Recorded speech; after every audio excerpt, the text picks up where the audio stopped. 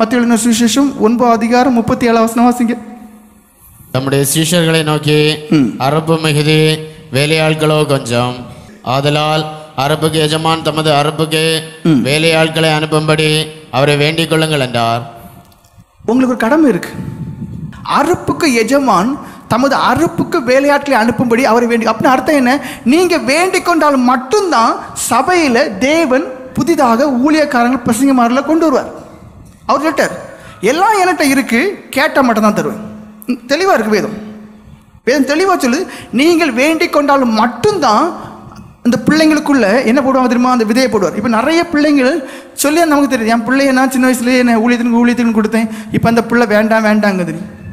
ஏன்னா கேட்க சங்கடமாக இருக்கும். ஏன்னா அப்படிப்பட்டவங்க அன்னையோட வாழ்க்கையும் ரொம்ப கஷ்டத்தில் முடிஞ்சிருக்கு, ஒரு நிம்மதி இல்லாத ஒரு வாழ்க்கை. ஆனால் அதை தான் அவங்க என்ன சொல்கிறாங்க, இல்லை நாங்கள் அப்படி தான் இப்படிலாம் கஷ்டப்பட வேண்டியது இருக்குன்னு சொன்னாலும் புரிஞ்சுக்கிட்ட சக்தி இல்லை.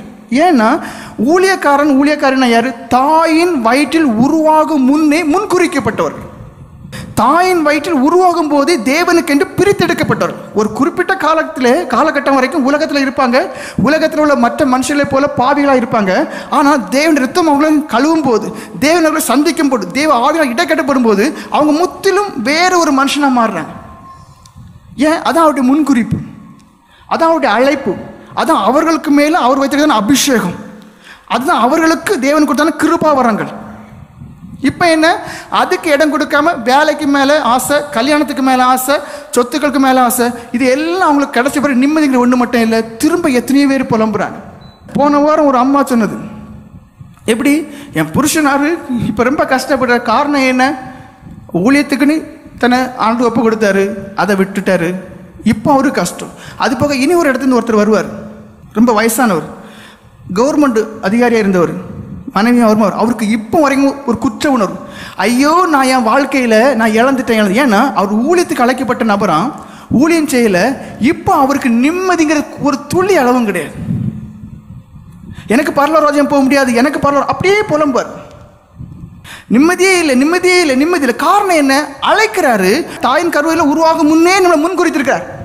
அப்படி உருவாக்கி பிறகு நீங்கள் அந்த அழைப்பை அசட்டை பண்ணி நீங்கள் போகும்போது உங்களுக்கு சாபம் தான், நிம்மதியே இருக்காது. இப்போ என்ன? குழந்தை இல்லாத நேரம் குழந்தைக்காண்டியும் பல பொருத்தனை பண்ணிடுவாங்க. குழந்தை கிடைச்ச பிறகு என்ன? தாயின் தகுப்பினை தான் பிள்ளைகளை அதுக்கேற்றபடி திசை திருப்பலை. சாபம் பிள்ளைகளையும் பிடிக்கி, பெற்றோரையும் பிடிக்கி. ஆனால் உணர்வுங்கிறதே கிடையாது. அதான் ஏன் இதை திரும்ப சொல்கிறேன், அந்த பிள்ளைகள் மற்ற பிள்ளைகளை போல நார்மலாக தான் இருக்கும் பார்க்குக்கு. அந்த பிள்ளைகள் மற்றவங்களை போல இடைப்படும் போது ரட்சிக்கப்படும் காலகட்டத்துக்கு முன்னாடி பாவிகளாக தான் இருப்பாங்க. ஆனால் தேவன் அவர்களை ஏற்ற சமயத்தில் சந்திக்கும் போது முற்றிலும் மாற்றப்படுவாங்க. சவுலுடைய வாழ்க்கையை பாருங்க, அவன் கொடுமைப்படுத்துகிறவனும் என்று சொல்லப்பட்டிருக்கு, துன்பப்படுத்துகிறவனும் என்று சொல்லப்பட்டிருக்கு. ஆனால் அவன் சந்திக்கப்பட்ட பிறகு பாருங்க, அந்த மனுஷனை போல வைராக்கியசாலி யார் இருந்தா? அப்போ அந்த மனுஷன் முற்றிலும் வித்தியாசம். அதான் ஆவிக்குரியவனை காற்றுக்கு ஒத்திருக்கிறான்னு சொல்லுவார். ஏன்னா அந்த காற்று எங்கேருந்து வர்றது எங்கே போகும் தெரியாது. அதே அளவுக்கு அந்த மனுஷனுடைய தன்மைகள், செயல்கள் எல்லாம் மாற்றப்பட்டிருக்கும். இதான் ஒரு ஊழியக்காரனுடைய தன்மை. நீங்கள் எப்படி பழைய மனுஷனையே பார்த்துக்கிட்டு அவன் அப்படி இருந்தான் அப்படி இல்லை. அவன் உருவம் அதே மாதிரி தான் இப்பவும் இருக்கு. அவனுக்குள்ள கிரியை செய்கிற ஒரு தேவன், அவனுக்குள்ள இருந்து இடைப்படக்கூடிய ஒரு தேவன், அவனை முற்றும் மாற்றக்கூடிய ஒரு தேவன்.